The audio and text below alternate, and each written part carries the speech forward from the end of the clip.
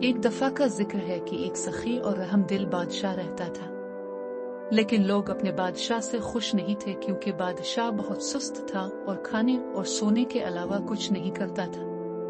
वो दिन, हफ्ते और महीने अपने बिस्तर पर आ तो कुछ खाते या सोते गुजारते। बादशाह उल्लू का पलंग बन गया और लोगों को बादशाह की फिक्र होने लगी।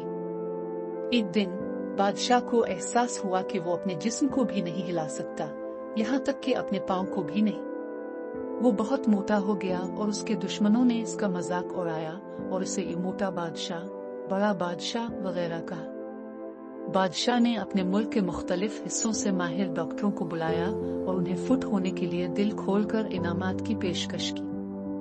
बदकिस्मती से कोई भी बादशाह की सेहत और तंदुरुस्ती हासिल करने में मदद नहीं कर सका। बादशाह ने बेतहाशा पैसा खर्च किया लेकिन सब कुछ रायगा गया।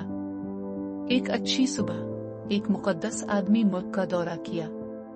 इसने बादशाह की खराबी के बारे में सुना और महल में वजीर को इत्तला दी कि वो बादशाह को आसानी से ठीक कर सकता है। ये उम्मीद अफजा बातें सुनकर वजीर बहुत खुश हुआ। इसने बादशाह से दरख्वास्त की कि इसकी परेशानी से छुटकारा हासिल करने के लिए मुकद्दस आदमी से मिले। हुजूर एक दूर दराज मकाम पर मुकीम थे।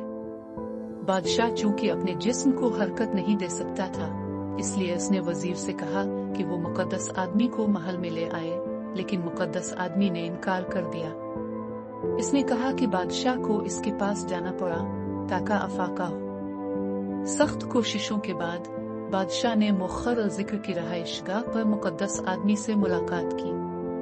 मुकद्दस आदमी ने बादशाह की तारीफ करते हुए कहा कि वो एक अच्छा हुक्मरान है और कहा कि वो जल्द सेहतयाब हो जाएगा। इसने बादशाह को अगले दिन इलाज के लिए आने को कहा। उसने बादशाह से ये भी कहा कि बादशाह का इलाज इसी सूरत में किया जाएगा जब वो मुकद्दस आदमी की रहायशगाह पर पैदल आए। बादशाह सड़क पर चंद कदम भी चलने से कासिर था, लेकिन अपने पैरोकारों की मदद से वो हुजूर के मकाम पर पहुंचा।